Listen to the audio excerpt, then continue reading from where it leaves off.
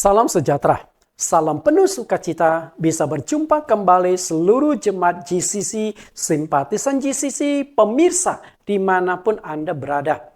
Hari ini kita kembali akan melanjutkan pembahasan kita di mini-seri atau mini-seri dengan tema peperangan rohani. Dan ini hari adalah seri yang terakhir, seri yang ketiga. Sebelum kita masuk ke pembahasan kita, terlebih dulu kita akan berdoa, mohon Tuhan Yesus pimpin serta kita dan menyingkapkan kebenaran-kebenaran tentang peperangan rohani pada hari ini.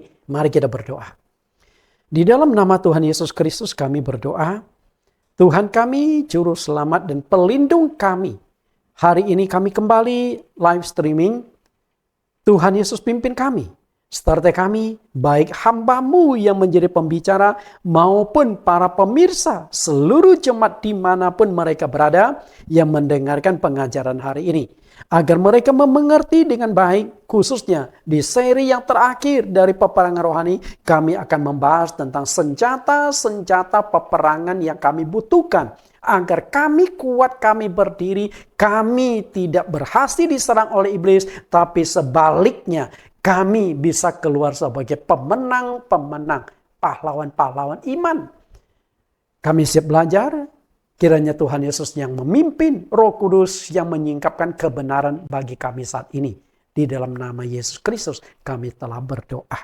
Amin.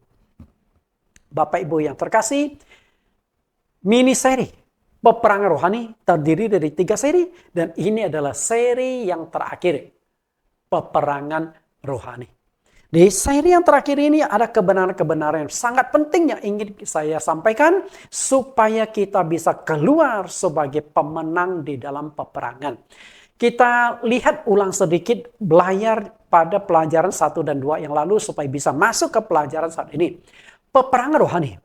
Apakah peperangan rohani itu? Peperangan rohani adalah peperangan antara malaikat yang memberontak di sorga, ingin melakukan kudeta, menguasai tata Allah dengan malaikat yang setia, malaikat yang tunduk pada otoritas yang telah ditetapkan oleh Allah. Mereka ingin mempertahankan Allah sebagai penguasa, duduk di tahta kerajaan sorga. Peperangan rohani adalah peperangan antara kuasa iblis melawan kuasa setan. Peperangan rohani adalah peperangan melawan kejahatan dengan kebaikan, dan manusia ada di tengah-tengah peperangan tersebut. Manusia hanya ada pilihan. Apakah pilihannya itu kiri atau pilihannya kanan? Pilihannya pro kepada si setan, menjadi alatnya setan, melakukan berbagai macam kejahatan-kejahatan di dunia, ataukah menjadi pro kepada Allah, tunduk pada firman-Nya, taat pada firman-Nya, sehingga kita menjadi orang yang baik di mata Tuhan. Hanya 2 itu saja. Jadi kejahatan kebaikan, positif negatif. Pohon pengetahuan baik dan jahat itu selalu terjadi dalam tengah-tengah kita. Kenapa disebut pohon pengetahuan tentang yang baik dan jahat? Engkau tahu ini baik, engkau tahu ini jahat. Dan bagaimana engkau melakukan kebaikan dan menghindari kejahatan? Pohon pengetahuan itu hidup di dalam diri setiap orang, hidup di hadapan Anda setiap hari. Itulah peperangan. Jadi peperangan nenek moyang kita ribuan tahun yang lalu. Pohon pengetahuan baik dan jahat sampai hari ini secara simbolis masih terjadi antara kebaikan dengan kejahatan. Nah, mini seri ini terdiri dari 3 subjudul. Yaitu kapan, mengapa, bagaimana. Kapan peperangan rohani terjadi? Kemudian mengapa orang Kristen harus menghadapi peperangan rohani? Sudah saya kupas pada sesi pertama dan yang kedua. Dan yang akan kita kupas pada saat ini adalah bagaimana engkau menghadapi peperangan rohani. Lalu senjata-senjata apa yang Anda pakai untuk melawan si setan di dalam peperangan rohani ini. Sehingga sesi yang ketiga ini semoga menjadi sesi yang menjadi penutup untuk memberikan kekuatan kepada kita dan keluar sebagai pemenang di dalam peperangan. Sesi ketiga, cara kita menghadapi peperangan rohani dan senjata apa saja yang kita perlukan di dalam peperangan menghadapi si setan. Semua umat Kristen memiliki musuh yang sama yang harus kita lawan. Musuh bersama. Bukan musuhmu, bukan musuhku, tapi musuh semua orang. Dan musuh semua orang ini adalah si setan. Karena itu musuh kita bukan musuh yang konkret. Itu adalah musuh yang abstrak, musuh yang kelihatan. Kalau musuh yang konkret mungkin gampang. Kita bisa lihat, kita bisa analisa. Tapi musuh yang kelihatan ini sangat-sangat sulit. Karena itu waspadalah. 1 Petrus 5 ayat 8 sampai 9. Petrus berkata, sadarlah dan berjaga-jagalah. Artinya waspadalah. Lawanmu si iblis berjalan keliling sama seperti singa yang mengaum-ngaum dan mencari orang yang dapat ditelannya. Lawanlah dia. Lawanlah dia, artinya berperanglah. Engkau harus berjuang dengan iman yang teguh. Sebab kamu tahu semua saudaramu di seluruh dunia menanggung penderitaan yang sama. Jadi Rasul Petrus yang pernah satu kali mengalami kegagalan yang cukup fatal melawan si setan. Yaitu ketika dia menyangkal Yesus 3 kali. Itu pengalaman pahit yang Petrus alami. Padahal Tuhan Yesus sudah ingatkan, Petrus, iblis sedang menampi engkau.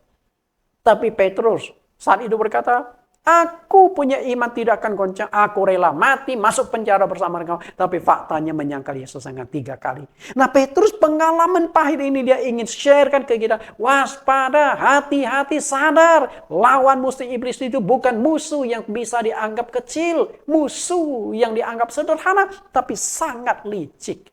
Dan seluruh dunia, semua saudara-saudara seiman menanggung penderitaan yang sama. Artinya musuh bersama kita adalah si setan ini.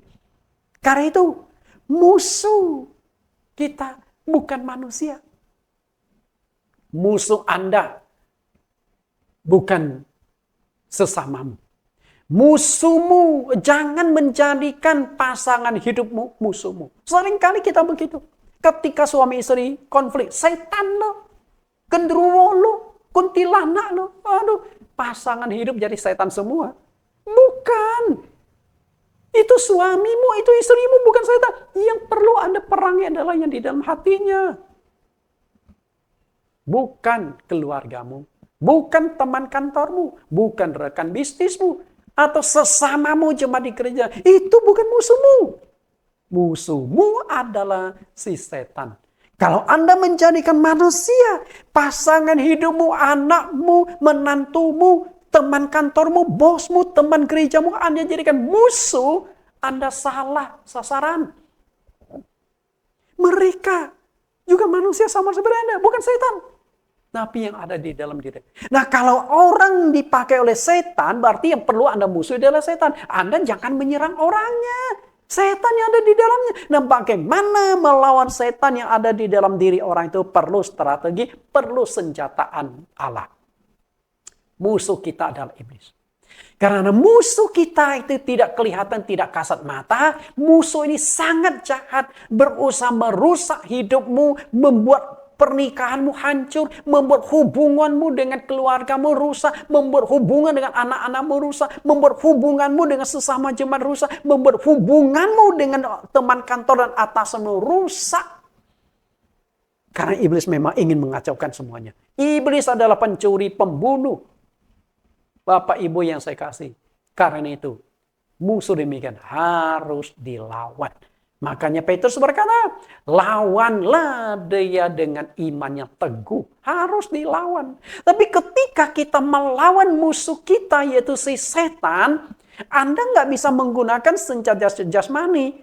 Pasangan hidupmu maki-maki engkau tonjok. Berarti yang engkau lawan kan badan dia sakit ditonjok. Lawan setan yang ada di dalam diri orang itu. Dia juga nggak berdaya bahwa dia pakai oleh setan. Emangnya gampang mendeteksi setan itu bekerja? Nggak. Makanya ketika satu kali Yesus berkata kepada murid-muridnya, aku akan pergi ke Yerusalem, di sana aku akan dihina, di sana aku akan dianiaya, di sana aku akan dicaci maki, diludahi, disalibkan. Tapi Petrus berkata apa? Sekali-kali hal itu tidak terjadi menimpa kau. Yesus berkata apa? Enyahlah iblis dari hadapanku. Sebab apa yang kau pikirkan, itu adalah pikiran manusia. Jadi yang dihadik Yesus apa? Apakah Petrusnya atau setannya? Setan yang ada di dalam diri Petrus. Apakah Petrus sadar bahwa ucapan dia yang dilandasi kasih sayang kepada gurunya, tidak tega melihat gurunya menderita, itu dari dirinya sendiri? Enggak, tapi dari setan. Dia nggak sadar. Bayangkan kalau Yesus mengikuti nasihat Petrus, kemudian menyembunyikan diri, Yesus tidak disalibkan, mati karena tua saya dan Anda nggak selamat, setan yang menang. Petrus saja nggak sadar. Jadi nggak gampang mendeteksi pekerjaan setan. Maka karena itu makhluk roh ini harus kita hadapi dengan senjata rohani. Bukan dengan senjata jasmani. Kita hardik, kita usir keluar. Jadi kita doakan setan yang ada di dalam diri seorang. Kalau orang jahat kepadamu, doakan. Lawan setan yang ada di dalam tubuh orang itu. Bukan melawan orangnya. Orangnya nggak berdaya. Orangnya juga tidak tahu bahwa dia diperalat oleh setan. Apakah Yudas sadar bahwa dia dipakai oleh setan menjual Yesus? Nggak berdaya melawan. Apakah Petrus sadar bahwa dia dipakai oleh setan dan menyangkal Yesus 3 kali? Nggak berdaya melawan. Maka Petrus ingatkan kita, hati-hati, waspada. 2 Korintus 10 ayat 4. 2 Korintus 10 ayat 4. Karena senjata kami, perhatikan, senjata kami dalam perjuangan bukanlah senjata duniawi, melainkan senjata yang diperlengkapi dengan kuasa Allah yang sanggup untuk meruntuhkan benteng-benteng. Perhatikan, dalam perjuangan bukanlah senjata duniawi. Artinya, Anda nggak bisa menggunakan senjata duniawi. Orang jahat kepadamu, berbuat banyak kesalahan kepada engkau, tembak mati. Itu senjata duniawi. Lawan kejahatan dia dengan kebaikan. Makanya Rasul Paulus katakan di Roma, kalahkan kejahatan dengan kebaikan. Ampuni musuhmu, peluk dia. Bapak Ibu yang saya kasih, saya menonton sebuah cuplikan video ketika seorang paus ditembak. Dan untung pausnya tidak mati. Kemudian Paus mengunjungi orang yang menembak dia di penjara, dipeluk. Dan akhirnya orang itu menangis. Bayangkan orang yang ditembak, datang mengunjungi, memperhatikan dia, mengampuni dia, memeluk dia. Apa ujung-ujungnya orang itu jadi Kristen? Yesus Kristus ketika di atas kayu salib, Yesus berkata, ampunilah mereka. Ya Bapa, ampunilah mereka. Karena mereka tidak tahu apa yang mereka perbuat. Artinya mereka dipakai setan untuk menyingkirkan Yesus. Mereka nggak tahu, nggak berdaya melawan. Yesus tahu. Maka yang Yesus hadapi adalah dengan kasih menangkan jiwa orang itu. Itulah peperangan roh. Dan nggak gampang. Musuh kita adalah musuh roh, maka perlu senjata roh. Senjata duniawi nggak ada gunanya melawan setan, maka senjata rohani yang kita butuhkan. Lalu senjata rohani itu seperti apa? Kita lihat Efesus pasal 6 ayat 12 sampai 13. Inilah senjata rohani yang kita pakai untuk peperangan. Efesus 6 ayat 12. Karena perjuangan kita bukanlah melawan darah dan daging, tetapi melawan pemerintah-pemerintah, melawan penguasa-penguasa, melawan penghulu-penghulu dunia yang gelap ini, melawan roh-roh jahat di udara. Sebab itu ambillah seluruh perlengkapan senjata Allah supaya kamu dapat mengadakan perlawanan pada hari yang jahat itu dan tetap berdiri sesudah kamu menyelesaikan segala sesuatu. Tangkap nggak? Ada beberapa senjata yang disediakan oleh Allah bagi kita dalam peperangan rohani. Mungkin Anda baca, Anda nggak nangkap. Tapi di sini tersimpan senjata-senjata itu. Artinya, senjata itu tersimpan di gudang ayat ini. Untuk bisa Anda harus kembalikan, buka gudang itu, Anda ambil senjata itu untuk peperangan. Sama juga ketika Anda baca ayat ini, apa maksud ayat ini ya? Saya nggak menemukan senjata itu Pak Nathan. Nggak ada peluru, nggak ada pistol, nggak ada senapan, nggak ada bom di sini. Hei, itu senjata duniawi semua. Senjata yang kita perlukan adalah senjata rohani. Nah, senjata rohani itu wujudnya seperti ini. Lalu seperti apakah senjata rohani ini? Nah, di sesi ketiga inilah yang ingin saya singkapkan. Senjata rohani dalam peperangan itu seperti apa? Kita lihat kembali ayat ini. Oke. Nah, inilah senjata rohani dari Allah. Maknanya apa? Itu yang perlu kita tangkap. Karena itu senjata ampuh. Kalau enggak, Rasul Paulus nggak mungkin katakan, kenakanlah senjata rohani. Nggak mungkin. Berarti bagi Paulus ini senjata. Tentu ini firman Tuhan. Berarti Tuhan memberikan senjata di dalam peperangan rohani. Paling tidak ada beberapa senjata di sini. Kita analisa ayat ini. Inilah gambar yang pernah kita lihat pada sesi yang kedua. Penutupnya. Inilah senjata rohani. Senjata dalam peperangan rohani. Maknanya itu yang penting bagi kita. Oke, kita lihat yang pertama. Di ayat yang ke-14 itu ada ikat pinggang, baju jira, keadilan, kebenaran. Ini menunjukkan apa? Bapak Ibu saya kasih, ini menunjukkan karakter atau perbuatan kita. Artinya, untuk menghadapi setan, kita harus punya perbuatan baik. Setan gak bisa masuk menyerang orang yang baik. Tapi orang yang jahat justru semakin di sana. Ketika engkau sudah ada kebencian di dalam hatimu pada seseorang, maka iblis akan menggunakan kebencian untuk menjatuhkan. Generasi pertama Adam dan Hawa. Kain membunuh adiknya Habel. Kenapa Kain membunuh adiknya? Dimulai dari kecemburuan. Korban persembahan adiknya diterima Tuhan. Sedangkan korban persembahan dia tidak diterima oleh Tuhan. Maka dia iri, dia cemburu. Dari kecemburuan itu dia marah. Dan akhirnya punya niat untuk menjatuhkan, menyingkirkan saingan dia. Kalau adik gua mati, maka persembahanku pasti diterima oleh Tuhan. Karena tinggal aku, nggak ada yang lain-lain. Bayangkan, persaingan kakak adik. Dimulai dari hatinya, karakternya yang jahat, perbuatannya yang jahat. Banyak umat manusia atau umat Kristen tidak sadar bahwa iblis masuk menyerang melalui perbuatan dan perkataan-perkataan kita. Kalau Anda punya kelemahan, maka iblis akan masuk lewat kelemahan. Berarti ketika engkau punya kelemahan, engkau sedang membuka celah. Okay? Ketika engkau emosi, engkau marah, engkau sedang membuka celah. Makanya Rasul Paulus ingatkan kita, jangan padam amarah, jangan sampai amarahmu belum padam, tapi matahari sudah tenggelam.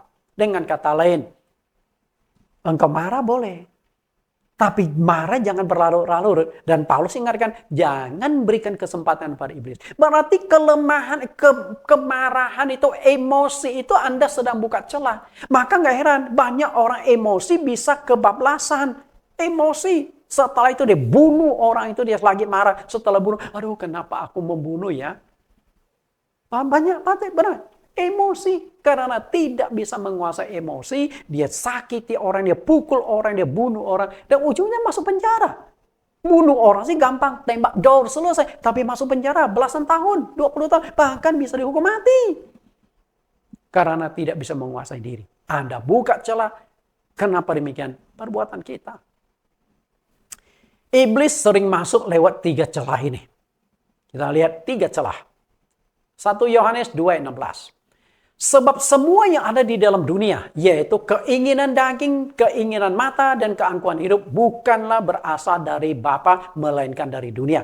Pada sesi yang kedua, saya sudah jelaskan bahwa dunia di bawah kuasa si setan. Maka setan akan menggunakan 3 senjata ini, 3 keinginan untuk menjatuhkan kita. Kita lihat ketiga itu, keinginan daging, keinginan mata, dan keangkuhan hidup. Bapak Ibu, nah ini setan punya teknik. Bagaimana menjatuhkan manusia. Dan 3-tiganya itu sudah diuji coba dari zaman perjanjian lama. Dan ternyata masih tetap ampuh diuji cobakan, dipakai untuk menghancurkan kehidupan manusia di zaman sekarang.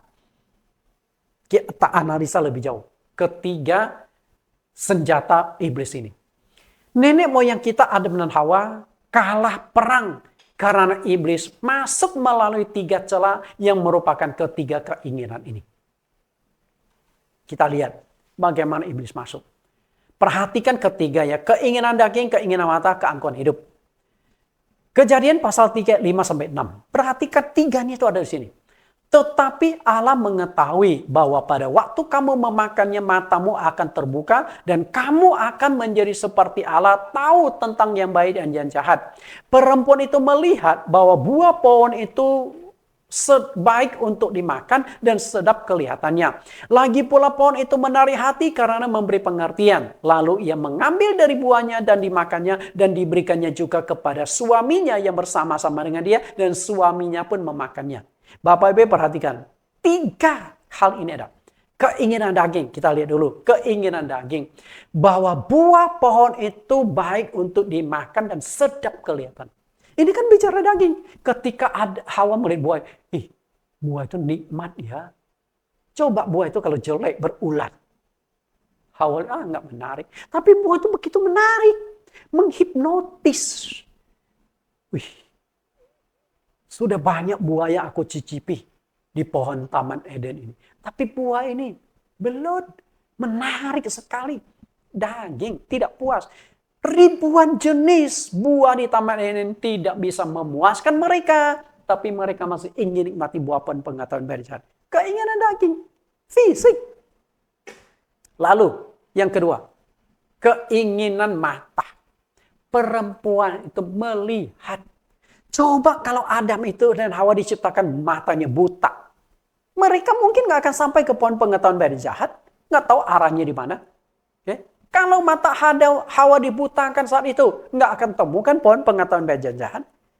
Dan kalau matanya buta, dia nggak akan bisa menemukan buahnya ada di mana. Mungkin yang dipetik daunnya.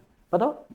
Tapi iblis perlihatkan mata yang bekerja. Kemudian keangkuhan. Iblis berkata, kamu akan menjadi seperti Allah. Kamu tahu nggak kenapa Allah melarang kalian makan buah pohon pengetahuan baik? Karena Allah takut disaingi. Kalau kamu makan buah itu, kamu akan menjadi seperti Allah. Adam dan Hawa mulai menghayal. Pantas saja Allah melarang kami makan buah itu. Rupanya Allah takut disaingi. Bayangkan, mereka membayangkan seperti Allah. Kadang-kadang kita juga suka membayangkan, betul? Misalnya, Anda akan mendapatkan uang warisan 10 miliar. Anda mulai menghayal, gimana aku manfaatkan 10 miliar? Gua mau beli mobil mewah, gua mau beli rumah mewah, dan macam-macam. Mulai menghayal, padahal warisan belum Anda pegang. Gitu loh. Sama di sini. Mereka belum jadi Allah, sudah membayangkan seperti Allah. Itulah kesombongan, keangkuhan. Iblis berhasil. Nah, kemudian ternyata 3 senjata ini, keinginan mata, keinginan daging, keangkuhan hidup ini diuji kembali ketika Tuhan Yesus dicobai di padang gurun. Kebayang nggak? Ternyata 3 senjata setan ini diuji lagi. Untung Yesus bisa menolak 3-tiganya sehingga lolos. Kita lihat 3 keinginan ini dites kembali kepada Yesus. Matius 11 ayat 1. Matius pasal 4, di sini ada salah tulis ya. Matius pasal 4 ayat 1 sampai ayat yang ke-11. Kita lihat Matius pasal yang keempat ayat 1 sampai 11. Kita baca cuplikannya ya, ayat yang ketiga. Matius 4 ayat 3. Lalu datanglah si pencoba itu dan berkata kepadanya, jika engkau anak Allah, perintahkanlah supaya batu-batu ini menjadi roti. Perhatikan kata ini. Roti. Daging enggak? Yesus sudah doa puasa 39 hari. Enggak lapar. Dan di hari yang terakhir, hari ke-40, dia merasa lapar. Kalau lapar otomatis kepingin makan kan? Salah enggak Yesus makan roti? Enggak salah. Memang layak kok. Lalu di mana masalahnya? Masalahnya ada para komando setan. Dan sanggup nggak Yesus mengubah batu menjadi roti? Sanggup. Yesus pernah mengubah air menjadi anggur. Berarti batu diubah jadi roti. Yesus sanggup lakukan. Tapi kenapa Yesus tidak lakukan? Karena ketika Yesus ubah batu menjadi roti. Salabin batu jadi roti lalu Yesus makan. Yesus kalah dalam pencobaan. Kalah dalam peperangan. Karena di bawah komando setan hanya gara-gara ingin menghilangkan rasa lapar itu. Keinginan daging. Kemudian yang kedua. Ayat 4-6. Kemudian iblis membawanya ke kota suci dan menempatkan dia di bubungan bait Allah. Dan lalu berkata kepadanya, jika engkau anak Allah, jatuhkanlah dirimu ke bawah, sebab pada tertulis mengenai engkau, ia akan memerintahkan malaikat-malaikatnya, dan mereka akan menatang engkau di atas tangannya, supaya kakimu jangan terantuk kepada batu. Tangkap nggak? Ini keinginan apa? Kalau ayat yang ketiga adalah keinginan daging, kalau ayat yang kelima dan enam, Anda tahu keinginan apa? Keangkuhan. Perhatikan di sini. Keangkuhan.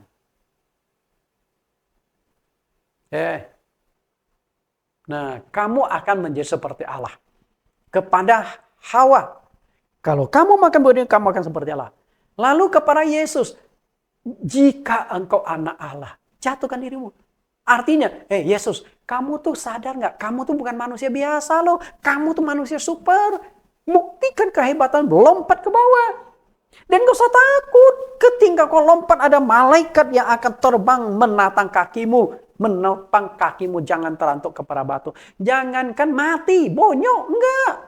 Kakimu pun tidak akan terluka karena ada malaikat. Dan memang faktanya, waktu Yesus menghadapi pencobaan setan, malaikat jadi saksi hidup. Maka di Matius pasal 4 ayat 11, begitu setan pergi, malaikat datang langsung melayani Tuhan Yesus sebagai pemenang di dalam peperangan. Bapak Ibu yang saya kasih. Kalau Yesus ditantang, Yesus sombong, emang gua takut. Dia buktikan lompat ke bawah. Mungkin saya katakan Yesus akan mati. Karena ya dia sakti, jalan di atas air aja nggak tenggelam. Dia bisa meringankan badan dia, nggak akan mati. Ada malaikat melihat. Tapi Yesus sudah kalah kalau melakukan hal tersebut. Karena ada di bawah komando si setan. Lompat, ya lompat. Keangkuhan hidup. Lalu satu lagi, kita lihat di sini. Matius 4 ayat 8, dan iblis membawanya pula ke atas gunung yang sangat tinggi dan memperlihatkan kepadanya semua kerajaan dunia dengan kemangkannya. Lalu iblis menawarkan. Tawaran iblis apa? Ayat 9. Dan berkata kepadanya, semua itu akan kuberikan kepadamu jikalau engkau sujud menyembahku. Ini keinginan apa? Anda tangkap gak? Perhatikan kembali di sini. Perempuan itu melihat berarti mata. Sama juga iblis memperlihatkan. Lihat nih, semua kerajaan dan kemewahan dunia aku berikan kepada kau. Hanya sederhana pertukarannya, sujud sembah aku, selesai, milikmu. Setan bisa memberikan kekayaan. Banyak orang yang ingin menjadi orang kaya, tapi mendapatkan dari setan. Ke Gunung Kawi lah, ke Gunung Kemukus lah, simpan jimat lah, ke dukun-dukun lah. Setan bisa. Karena di sini kan membuktikan bahwa setan bisa memberikan kekayaan. Tapi ada syaratnya, jual jiwamu kepada setan. Sembah setan. Selesai. Kan mengerikan. Peperang rohani. Maka kalau engkau datang ke dukun, datang ke kuami, datang untuk minta ini, minta itu kepada dukun-dukun orang pintar, Anda kalah dalam peperangan. Sudah menjadi pengikutnya si setan. Mengikuti keinginan setan. Bapak Ibu yang saya kasih. Iblis masuk melalui kelemahan-kelemahan. Kalau Yesus mengikuti kelemahannya. Waktu lapar, dia makan, kalah. Waktu ditantang, lompat ke bawah, dia lompat. Kemudian Yesus tamak akan dunia ini. Kelemahan, setan berhasil menguasai Yesus. Tapi Yesus tidak punya ketiga kelemahan itu. Ketiga senjata, keinginan daging, keinginan mata, keangkuhan hidup tidak mempan Yesus. Karena dia tidak punya kelemahan. Jika kita tidak punya kelemahan, berarti kita tidak ada celah yang bisa dipakai iblis untuk masuk menyerang kita. Maka si singa itu hanya akan berjalan keliling. Anda tahu kenapa si singa itu, si iblis berjalan keliling, mencari celah, mencari kesempatan masuk menghancurkan Anda. Semua orang punya kelemahan. Nah, bagaimana Anda menutupi kelemahan Anda? Itu yang paling penting, membuka celah. Bapak Ibu, Yudas kelemahannya duit, iblis masuk di sana. Daud kelemahannya adalah lawan jenis. Karena dia punya duit banyak, kekayaan banyak. Dia jadi raja. Jadi kedudukan dan juga kekayaan nggak bisa menjatuhkan Raja Daud. Tapi dia jatuh karena lawan jenis. Salomo pun sama. Duit dia banyak. Dia jadi raja paling berhikmat, dikagumi. Tapi dia lemahnya di wanita. Simpson yang punya tenaga besar. Lemah kelemahan dia adalah wanita. Jadi banyak kelemahan. Iblis masuk melalui kelemahan-kelemahan kita, karakter-karakter kita. Nah, apakah Anda tahu mengapa iblis berjalan keliling, mengelilingi dunia? Apakah iblis sedang main petak umpet bersama dengan Anda? Enggak. Dia berjalan keliling adalah tujuannya mencari kelemahan-kelemahan orang itu. Begitu ditemukan kelemahan, iblis akan masuk untuk menelan orang itu sehingga dia dikuasai oleh setan. Keinginan setan dimasukkan ke dalam itu. Celah yang bisa digunakan setan itu adalah kelemahan manusia. Makanya kenapa senjata pertama berikat pinggan, berbaju zirah, berikat pinggankan keadilan, kebenaran, hidup dengan benar, punya karakter yang benar, maka setan tidak akan masuk bisa menyerang Anda. Tapi kalau Anda tidak benar, dengan gampang setan masuk untuk menghancurkan Anda. Ya, kebenaran. Kain bin Adam kalah dalam peperangan melawan setan. Sehingga dia membunuh adik kandungnya sendiri. Kenapa demikian? Karena Kain yang membuka celah bagi iblis masuk. Padahal dia sudah diingatkan oleh Tuhan loh. Jangan berikan kesempatan pada iblis. Kita lihat bagaimana Tuhan mengingatkan Kain ini. Kejadian pasal 4 ayat 5-6. Tetapi Kain dan korban persembahannya tidak diindahkannya. Lalu hati Kain menjadi sangat panas dan mukanya muram. Ini kan bicara karakter. Hanya Tuhan tidak terima saja. Dia marah. Merasa tersaingi. Ingin singkirkan adik kandungnya sendiri. Ayat 6. Firman Tuhan kepada Kain. Mengapa hatimu panas dan mukamu muram? Kalau Kain karakternya baik.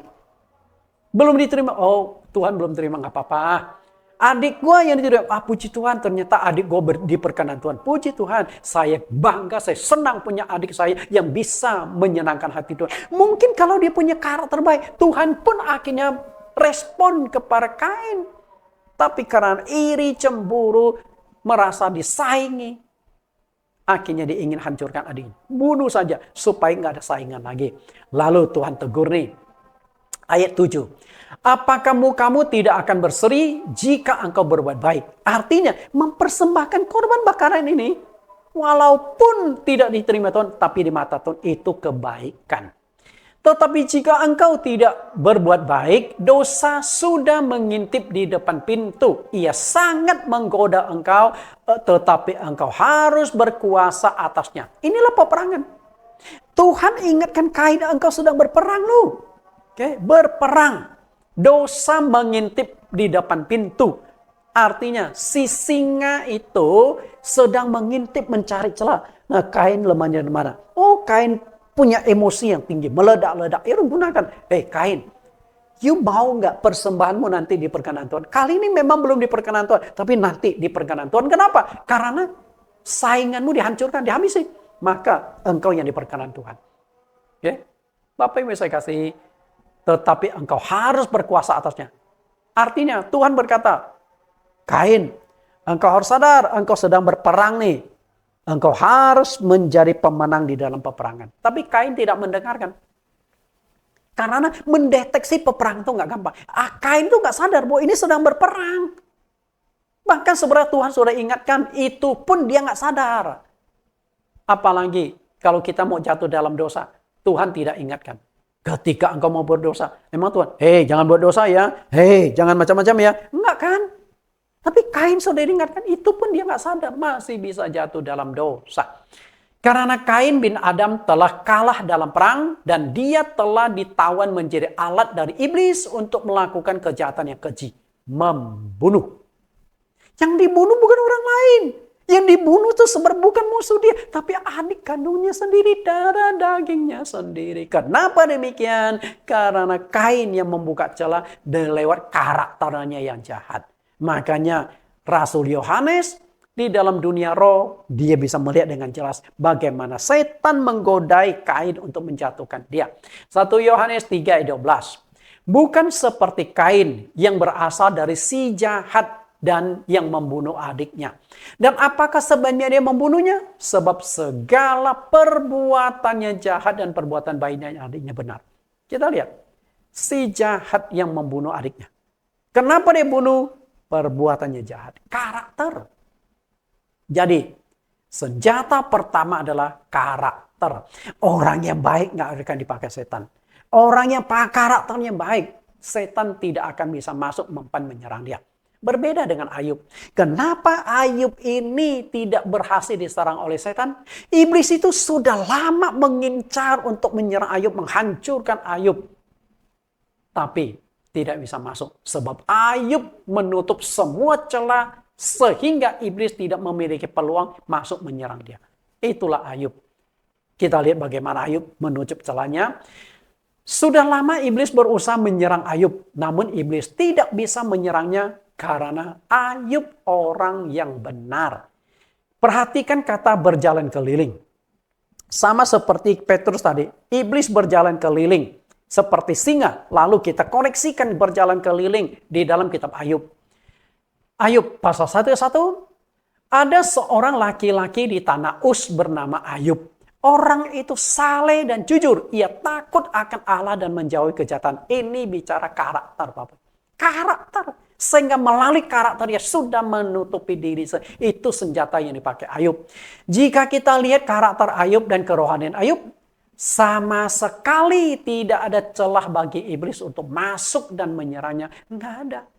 Perbuatannya baik, sempurna. Gimana iblis? Jadi kejahatan itu dengan identik dengan iblis. Iblis adalah pembunuh, pencuri, pembinasa. Iblis berjalan keliling. Tapi nggak bisa menyerang Ayub. Kenapa? Dia sudah membentengi dirinya. Dibentengi Allah. Karena karakter Ayub yang baik. Jadi Ayub sendiri membentengi dirinya sendiri. Coba perhatikan kata berkeliling. Ayub pasal 1 ayat 7. Maka bertanyalah Tuhan kepada iblis, dari mana engkau? Jawab, lalu jawab iblis kepada Tuhan, dari perjalanan mengelilingi dan menjelajah bumi. Kemudian kedua kali setan menghadap Tuhan lagi. Pertanyaannya sama Tuhan ajukan. Ayub pasal 2 ayat 2. Maka bertanyalah Tuhan kepada iblis, dari mana engkau? Lalu jawab iblis kepada Tuhan, dari perjalanan mengelilingi dan menjelajah bumi. Jadi 2 kali Tuhan bertanya kepada setan, dari mana kamu? Setan jawab, dari perjalanan mengelilingi menjelajah bumi. Tanya lagi, dari mana kamu? Oh, dari perjalanan mengelilingi menjelajah bumi. 2 kali Tuhan tanya, 2 kali jawabannya sama. 5 kali tanya, pasti 5 kali tanya. Artinya apa? Iblis itu berjalan keliling seperti singa yang mengaum-ngaum, mencari orang yang dapat ditelannya. Dan Ayub sudah memagari dirinya dengan karakternya. Tidak ada celah bagi iblis untuk masuk. Bayangkan kita lihat bagaimana Ayub menutup celah itu. Ayub 31 ayat 1. Aku telah menetapkan syarat bagi mataku. Masakan aku memperhatikan anak darah? Tadi kita sudah berbicara tentang 3 keinginan. Keinginan mata, keinginan daging, keangkuhan hidup. Nah, Ayub tahu bahwa itu bisa menghancurkan dia. Maka terhadap keinginan mata, Ayub berkata, aku menetapkan syarat bagi mataku. Ayub itu mesti rawan. Karena apa? Ayub adalah seorang laki-laki yang ganteng. Kenapa saya katakan laki-laki ganteng? Karena anak-anak Ayub itu ganteng-ganteng dan cantik-cantik. Tidak ada gadis yang lebih cantik dari Ayub di daerah cantik. Berarti bapaknya itu pasti ganteng. Kemudian yang kedua, dia kaya, banyak duitnya, banyak budak-budaknya. Karena itu pasti banyak wanita, banyak gadis-gadis muda yang suka sama Ayub. Tapi Ayub berkata, aku menetapkan syarat bagi mataku. Ketika dia melihat ada gadis cantik, dia palingkan. Ketika melihat ada gadis seksi, dia palingkan. Ketika melihat ada pakaian yang seronok, dia tidak melihat. Kalau kita kan mungkin lain ya, nggak lihat sayang, lihat dosa. Gimana itu? Mata. Celah ditutup oleh Ayub. Lalu senjata yang kedua. Efesus 6 ayat 14. Jadi berdirilah tegap, berikat pinggangkan kebenaran dan berbaju jirakan keadilan. Oke, masih sama ya, berbaju jirakan keadilan. Orang yang memiliki karakter yang baik tidak mudah diserang oleh iblis. Artinya inilah senjata yang disediakan Allah. Ikat pinggang. Artinya pengendalian. Kalau nggak diikat pinggang kan biasa celana suka melorot kan. Berarti nggak bisa diikat. Artinya mengikat itu mengendalikan. Makanya Paulus katakan di 1 Korintus 9 ayat yang ke-27, aku melatih tubuhku dan menguasai seluruhnya, supaya sesudah menderitakan Injil, jangan aku sendiri tolak. Menguasai diri, mengikat, jangan sampai mengikuti keinginan lagi. Lalu kebenaran, kemudian keadilan, itu adalah pelindung. Iblis tidak bisa masuk. Senjata yang pertama. Karena ada perlindungan dalam diri Anda berupa karakter Anda. Jadi ternyata karakter yang baik itu menjadi pelindung. Kita nggak bisa diserang oleh setan karena nggak ada celah. Jadi setiap celah yang dipakai setan itu pasti karena berangkat dari kelemahan. Coba Anda pelajari di Alkitab. Tokoh-tokoh Alkitab itu dijatuhkan oleh iblis karena kelemahannya sendiri. Maka Yakobus mengatakan, kalau seseorang dicobai, jangan berkata pencobaan itu dari Tuhan. Tuhan tidak mencobai dan tidak dapat dicobai. Setiap orang dicobai adalah keinginannya. Yakobus 1 ayat 14-15. Lalu keinginan itu ia dipikat dan keinginan itu membuahkan buah itu matang telah menjadi dosa. Keinginan itu celah. Bapak Ibu saya kasih senjata pertama sudah saya kupas. Lalu kakimu berkasutkan kerelaan memberitakan Injil damai sejahtera. Saya lewat saja karena ini agak panjang. Saya bahas di ayat 16-nya saja. 16 senjata kedua melawan iblis itu adalah perisai iman. Perisai iman. Apa itu perisai iman? Kita lihat macam-macam perisai yang pernah dipakai dalam dunia kemiliteran, dalam peperangan. Ini macam-macam perisai. Inilah perisai yang pernah dipakai oleh prajurit-prajurit dari berbagai macam negara, kebudayaan. Apa itu perisai? Lalu apa sih manfaat dari perisai? Perisai. Jadi Anda perhatikan yang dipakai ini adalah perisai. Perisai itu adalah pelindung. Perisai dapat melindungi prajurit dari serangan musuh. Seperti panah, tombak, peluru, dan sebagainya. Tergantung kekuatan perisai. Kapten Amerika aja punya perisai. Lalu, penghalang. Perisai dapat digunakan sebagai penghalang untuk melindungi posisi atau wilayah tertentu. Anda pernah lihat demo enggak? Lalu polisi berbaris, kemudian ada perisai polisi. Polisi punya perisai dijajarkan sehingga tidak diserang. Itu perisai. Kemudian taktik. Perisai dapat digunakan sebagai alat taktik untuk mengelabui musuh atau mengalihkan perhatian mereka. Ini perisai. Jadi, perisai adalah pelindung. Dalam Alkitab, perisai itu merupakan senjata rohani yang dipakai untuk melindungi diri dari serangan iblis. Dan perisai itu adalah iman. Ternyata iman. Makanya ketika Rasul Petrus mengatakan di dalam peperangan melawan setan itu dibutuhkan iman. Lalu iman itu apa? Iman adalah sesuatu yang tidak kelihatan. Tapi itu bisa jadi senjata. Karena musuh yang kita hadapi adalah musuh yang tidak kelihatan. Maka senjata yang kita pakai senjata yang tidak kelihatan. Iman itu tidak kelihatan. Iman itu keberadaannya bisa dibuktikan. Walaupun tidak bisa dilihat, tapi buktinya ada. Bukti orang-orang beriman itu pasti bisa kita lihat lah. Kita lihat dulu arti iman. Sama seperti iblis adalah makhluk roh yang tidak kelihatan, namun keberadaannya bisa kita buktikan. Maka untuk melawan setan, maka butuhkan senjata setan. Salah satunya adalah iman. Ibrani 11 ayat 1-3. Iman adalah dasar dari segala sesuatu yang kita harapkan. Dan bukti dari segala sesuatu yang tidak kita lihat. Diharapkan tapi tidak dilihat. Maksudnya itu seperti apa? Misalnya, Anda sakit ini. Anda berharap bisa sembuh. Nah itu tergantung iman. Engkau percaya nggak Tuhan bisa sembuhkan? Lalu bagaimana engkau percaya memperoleh kesembuhan? Anda harus berdoa. Berdoa mohon pengampunan Tuhan. Berdoa kalau doa nggak kuat. Berpuasa sampai Tuhan bekerja. Percaya. Seberapa besar imanmu, mujizat akan terjadi kepadamu. Ayat 2, sebab oleh imanlah kita telah diberikan kesaksian kepada nenek moyang kita. Karena iman kita mengerti bahwa alam semesta telah dijadikan oleh firman Allah. Sehingga apa yang kita lihat telah terjadi dari apa yang tidak dapat kita lihat. Kita lihat dan tidak kita lihat dari dunia abstrak ke dunia nyata. Allah melakukan penciptaan dari firman. Berfirmanlah Allah, jadilah tumbuh-tumbuhan. Muncul itu tumbuh-tumbuhan. Dia nggak kelihatan, jadi kelihatan. Ketika menciptakan hewan, jadilah binatang-binatang.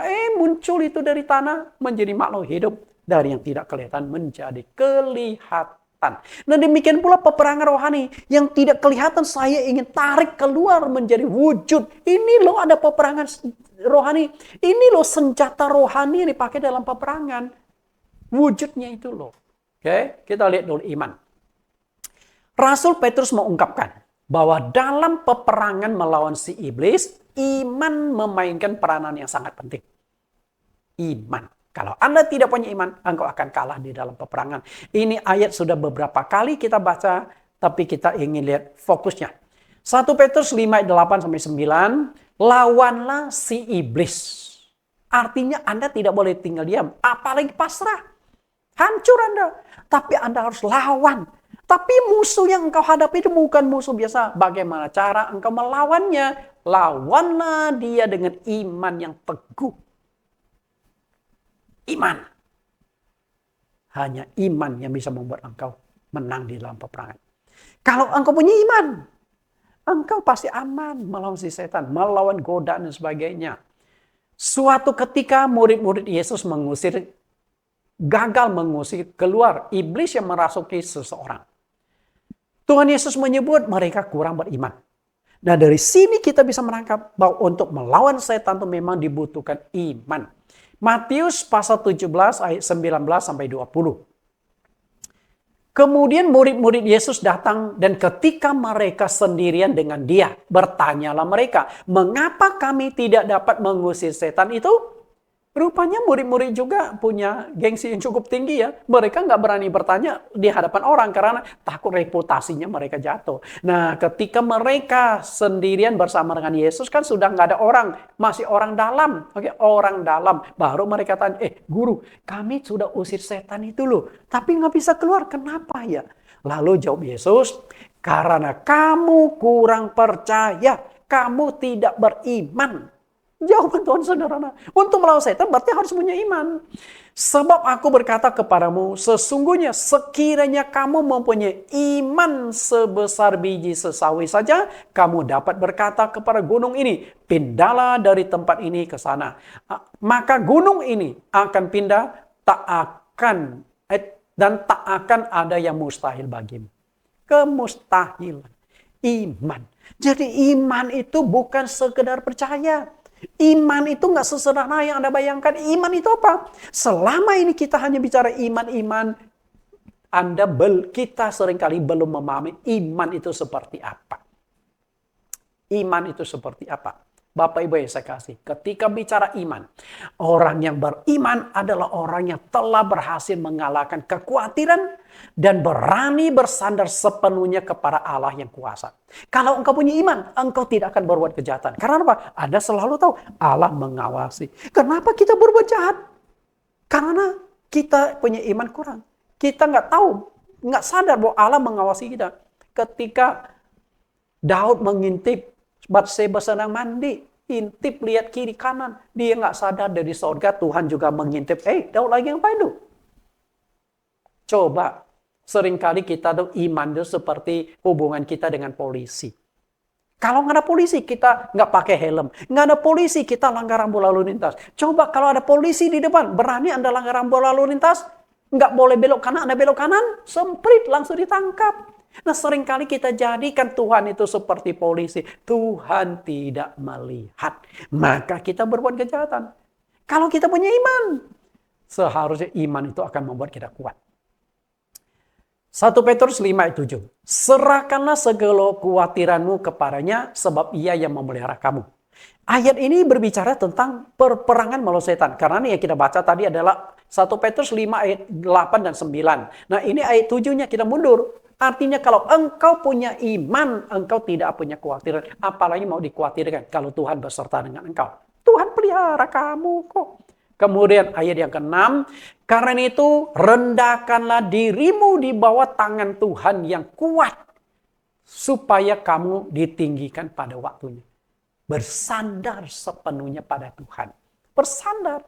Artinya setan itu nggak bisa dilawan dengan kekuatan Anda. Anda dengan kekuatan Tuhan. Nah, kekuatan Tuhan baru akan muncul ketika kau punya iman.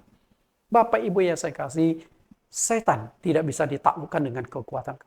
Roh itu ada 4 macam. Allah, malaikat, iblis, dan manusia. Dari 4 macam roh ini, roh manusia ini yang paling lemah. Oke, roh manusia ini paling lemah. Maka untuk dapat kekuatan, manusia itu mengandalkan 2 macam roh. Malaikat itu netral. Oke, rohnya nggak bisa dipakai. Karena itu hanya tinggal 2. Allah atau setan. Dukun-dukun, paranormal menggunakan kekuatan setan. Jadi dia bisa lakukan tanda heran, mujizat, bisa melakukan sihir sebagainya. Itu kekuatan setan. Roh dia tuh nggak bisa. Atau kuasa Allah. Musa lakukan tanda heran mujizat, nabi-nabi rasul-rasul lakukan tanda heran mujizat karena mengandalkan kuasa Allah. Jadi hanya 2 kekuatan ini. Karena itu kita mengandalkan kuasa Allah untuk melawan kuasa setan. Orang yang beriman memiliki kesungguhan hati dalam segala hal. Sungguh-sungguh. Ibrani 11 ayat 6. Tetapi tanpa iman tidak mungkin orang berkenan kepada Allah. Sebab barang siapa berpaling kepada Allah, ia harus percaya bahwa Allah ada. Dan bahwa Allah memberi upah kepada orang-orang yang sungguh-sungguh mencari Dia. Perhatikan kata sungguh-sungguh. Kata iman dan sungguh-sungguh. Jadi, wujud dari iman itu adalah kesungguhan. Sungguh-sungguh berdoa. Kalau engkau punya iman, sungguh-sungguh kusuk dalam doa. Kalau engkau punya iman, engkau sungguh-sungguh beribadah. Beribadah bukan hanya sekedar ibadah biasa. Gereja sekarang yang lagi laku ibadah 1 jam. GSJ, gereja 1 jam saja. Jadi 1 jam. Apa yang Anda dapatkan? Zaman sekarang orang tidak suka lagi khotbah panjang-panjang, betul nggak? Itu masalah iman yang merosot. Kalau orang itu punya iman mendengarkan firman Tuhan, dia senang. Kemudian, sungguh-sungguh bersandar sepenuhnya pada Tuhan, sungguh-sungguh melayani Tuhan, sungguh-sungguh taat pada firman, itu adalah iman. Kesungguhan, ada harga yang harus dibayar bagi iman. Jadi selama ini kita bermain iman, tapi belum memahami makna iman itu sesungguhnya. Saya jelaskan melalui sebuah ilustrasi kata iman. Ada seorang anak muda, dia suka sekali hiking. Jadi ketika dia naik gunung, menghirup udara di gunung, dia senang sekali. Melihat pemandangan, hijaunya daun, pemandangan dari bawah, dari atas gunung ke bawah, dia senang sekali. Maka dia suka hiking. Suatu ketika dia naik gunung, hiking. Seorang diri. Dan waktu dia naik cuaca masih bagus. Sampai di atas gunung cuaca berubah. Tiba-tiba mulai gelap, mulai ada angin kencang. Masalahnya hari itu dia juga tidak lupa membawa pelindung, bawa tenda. Payung aja nggak bawa, jas hujan nggak bawa. Karena dia pikir cuaca bagus. Oke, dia naik gunung. Nah akhirnya apa yang dia lakukan? Wah cuaca berubah lalu dia mau cepat-cepat turun. Waktu dia sedang turun tiba-tiba mulai gerimis. Ketika gerimis kan jalan tuh licin tuh Bapak Ibu. Jalan di gunungan. Ketika kepleset, wah itu bisa meluncur seperti main ski. Nah anak muda ini ada kepleset, meluncurlah dia kencang sekali. Dulu saya waktu masih di SD SMP, saya suka sekali. Saya tinggal di pedalaman Kalimantan. Saya suka sekali ke sebuah gunung. Satu gunung itu pohon durian semua. Kebetulan saya punya teman sekolah itu beberapa teman itu punya kebun durian di sana. Kalau saya datang itu pasti makan gratis Bapak Ibu. Bahkan bisa dapat oleh-oleh bawa pulang. Nah waktu itu saya masih SMP kelas 1. Saya dengan bapak saya naik ke gunung itu membeli durian. Wah, bapak saya bawa durian jalan di depan. Saya di belakangnya bawa 4 biji, 2 kanan, 2 kiri. Sambil jalan, senang karena membayangkan akan pesta durian di rumah. Lumayan berat, gede duriannya. Nah, waktu itu saya berjalan di belakang papa saya nggak sadar injak batu, kepleset, meluncurlah. Oh, akhirnya saya tubruk papa 2 buah durian lumayan gede. Saya karena kan membengai gini, pukul ke pantat papa saya. Papa saya jatuh. Tapi untunglah nggak meluncur dua-duanya ke bawah. Marah juga bapak saya. Sakit kan, dua-duanya jatuh. Itu kepleset bahaya sekali. Nah, kembali ke cerita. Anak muda ini meluncur, pleset. Dan akhirnya dia meluncur sampai ke sebuah jurang. Untung di saat dia sangat kritis, dia berhasil memegang akar pohon di tepi jurang. Ketika dia lihat bawah, ngeri. Ini belasan meter jurang itu, batu-batu tajam siap menghancurkan tubuhnya. Mau naik ke atas susah, karena dia bergelantungan di pinggirnya. Apa yang dia lakukan? Teriaklah dia, tolong, tolong. Sudah 5 menit bergelantungan, nggak ada yang mendengar. Karena di gunung. Dia kencangi suaranya. Setelah teriak hampir 10 menit, tiba-tiba ada satu suara. Ya anak muda, aku akan menolong kau. Dia pikir selamat sudah. Ya Tuhan tolong, aku sudah kelelahan. Sudah 10 menit aku bergelantungan di sini. Ya tenang anak muda, aku akan menolong kau. Nah ketika menunggu orang yang datang itu, dia iseng bertanya, Tuhan, kok Tuhan ada di atas gunung ini? Engkau siapa? Suara itu berkata, aku adalah Tuhanmu. Nah kalau yang menolong itu Tuhan kan pasti aman dong. Aman nggak? Aman kan? Nah anak muda, wah yang akan tolong saya Tuhan. Selamat deh gua. Ya Tuhan terima kasih. Tolong Tuhan aku sudah lelah nih. Ya anak muda ikuti petunjukku. Aku akan menolong engkau. Lalu anak muda ini berkata, siap Tuhan apapun yang engkau perintahkan akan aku lakukan. Tiba-tiba Tuhan berkata, lepaskan tanganmu. Kira-kira lepaskan tangannya enggak? 10 menit dia bisa bertahan hidup. Bergelantungan. Karena memegang akar pohon. Tapi sekarang Tuhan berkata, lepaskan itu tanganmu. Jangan pegang akar pohon. Pasti meluncur.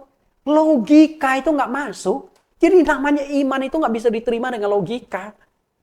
Dia lepaskan tangannya nggak? Saya yakin akan berpikir 1000 kali. Berani nggak?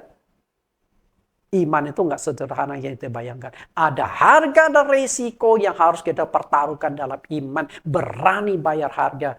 Bersandar sepenuhnya. Kalau engkau yakin itu Tuhan, ya lepaskan tanganmu. Mau mati-matilah karena Tuhan yang suruh. Nggak gampang. Itulah iman. Melawan setan itu dibutuhkan iman. Kalau punya iman, engkau akan menang melawan setan. Kemudian yang terakhir, ketopong dan pedang roh.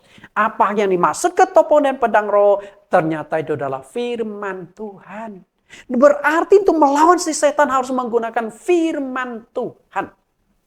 Lihat kembali. Ketopong pedang roh itu firman Tuhan. Nah, lihat mana yang ketopong. Kalau pedang mungkin sudah sering kita lihat kan. Ketopong. Inilah ketopong. Ketopong itu melindungi. Sedangkan pedang itu balas menyerang. Artinya firman Tuhan satu sisi untuk melindungi kita. Sisi lain untuk balas menyerang setan. Hei setan, sesuai dengan firman Tuhan. Enyalah engkau. Firman Tuhan. Karena itu seringkali ketika usir setan, Anda pernah nggak menggunakan firman Tuhan? Sesuai dengan firman Tuhan, setan, enyalah. Kita nggak menggunakan kekuatan firman. Kita lihat. Ketika Tuhan Yesus dicobai di padang gurun, Tuhan Yesus mengerti dengan jelas firman Tuhan itu adalah senjata yang sangat ampuh. Firman Tuhan sebagai pedang roh untuk melindungi diri, dan juga firman Tuhan adalah ketopong. Pedang roh satu sisi melindungi diri, juga balas menyerang. Ketopong itu jelas melindungi diri. Tapi baik pedang maupun ketopong sama-sama disebut firman Tuhan. Karena itu iblis menyerang Tuhan Yesus, maka Tuhan Yesus menggunakan firman Tuhan melindungi diri dan balik menyerang. Firman Tuhan melindungi diri dan menyerang musuh. Kita lihat sini. Ini Yesus kutip ayat Alkitab ketika dicobai iblis. Ketika iblis berkata, ubah roti ini menjadi roti. Yesus berkata, ada tertulis.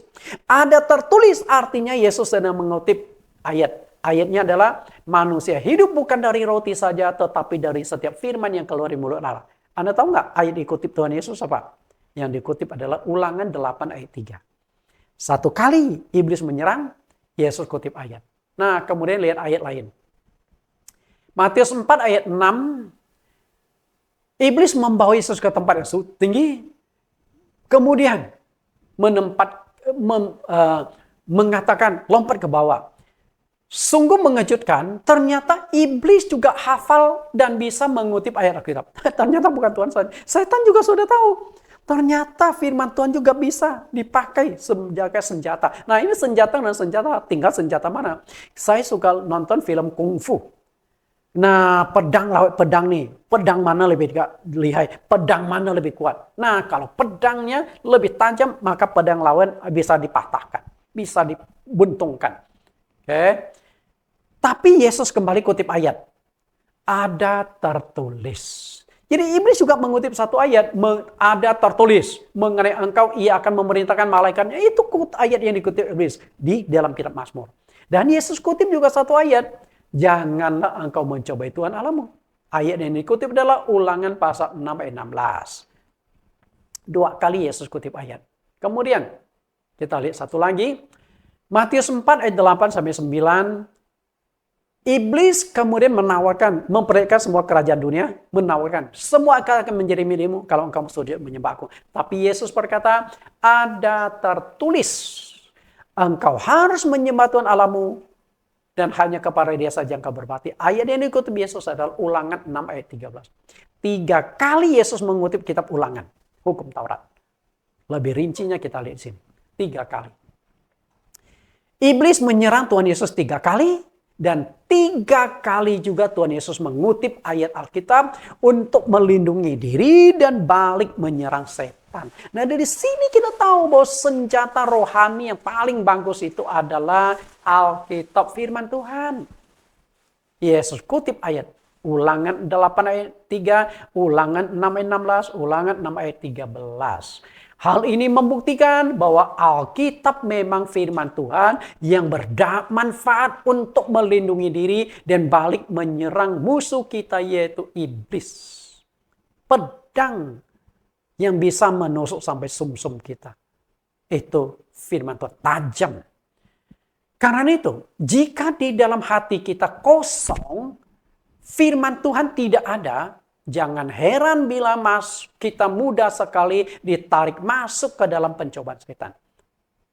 Misalnya Yudas, kalau firman Tuhan, jangan tamak akan uang. Itu kuat sekali firman itu, Yudas nggak akan jual Yesus. Okay? Karena tidak ada pertahanan perlindungan sama sekali di dalam diri kita, maka dengan mudah kita jatuh dalam dosa. Firman. Ketika dalam hatimu ada firman Tuhan, sesungguhnya Allah juga ada di dalam hatimu. Karena Allah dan firman adalah kesatuan yang tidak terpisahkan. Makanya sang pakar dunia roh berkata, pada mulanya adalah firman, firman itu bersama-sama dengan Allah dan firman itu adalah Allah. Karena itu jika di dalam dirimu banyak firman Tuhan yang Anda baca, Anda renungkan, masuk ke dalam hatimu, Tuhan ada di dalam hatimu. Kalau Tuhan ada di dalam hatimu, dengan mudah engkau bisa taklukkan setan. Setan gak bisa masuk menyerang Anda. Tapi orangnya hatinya kosong dengan firman, mudah jatuh dalam dosa, mudah jatuh dalam pencobaan, mudah hancur. Dan salah satu cara memperkuat iman kita adalah dengan membaca firman Tuhan. Bapak Ibu yang saya kasih, firman Tuhan.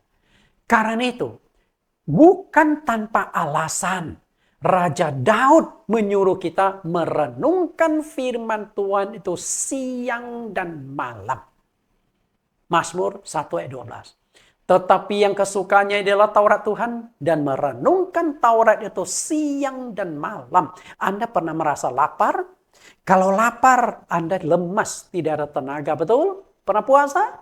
Bagaimana supaya Anda dapat kekuatan? Harus ada karbohidrat masuk ke dalam tubuh kita supaya kita kuat kembali. Makanya waktu Yesus dicoba di padang gurun, badan Yesus lagi loyo karena lagi lapar. Datanglah setan, ubah itu batu-batu menjadi roti. Bapak Ibu saya. Dan firman Tuhan itu makanan. Amos mengatakan akan datang waktunya orang akan lapar, bukan lapar akan makanan, dan haus bukan haus akan air, tapi oleh firman Tuhan. Jadi firman Tuhan itu makanan minuman rohani kita. Jika Anda sering makan makanan rohani berupa firman Tuhan, rohanimu akan kuat. sehingga melawan setan pun Anda kuat. Bukan tanpa alasan juga Rasul Paulus menyuruh kita tekun membaca kitab suci.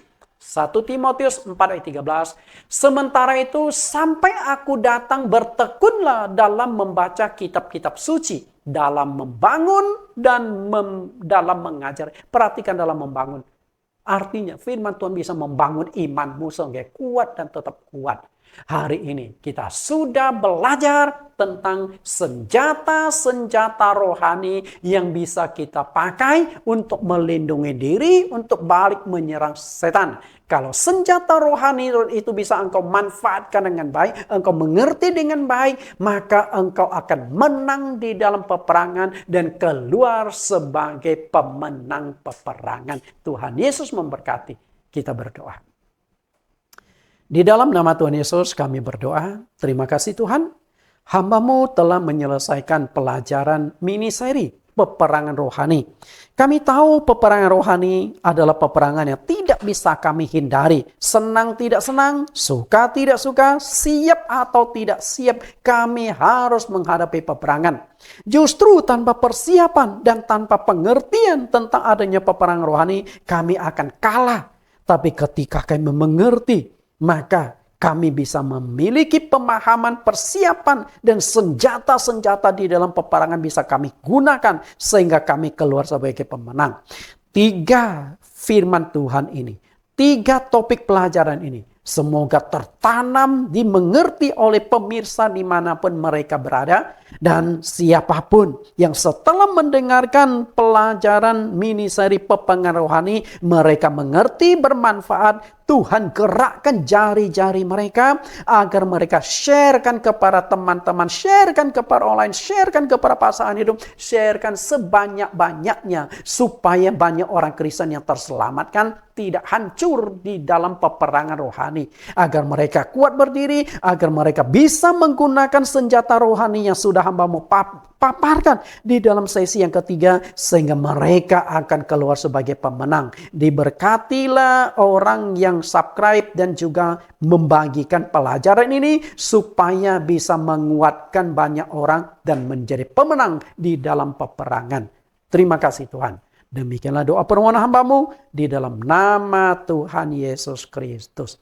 Amin. Tuhan Yesus berkati. Sampai bertemu minggu depan di topik-topik yang menarik dari firman Tuhan.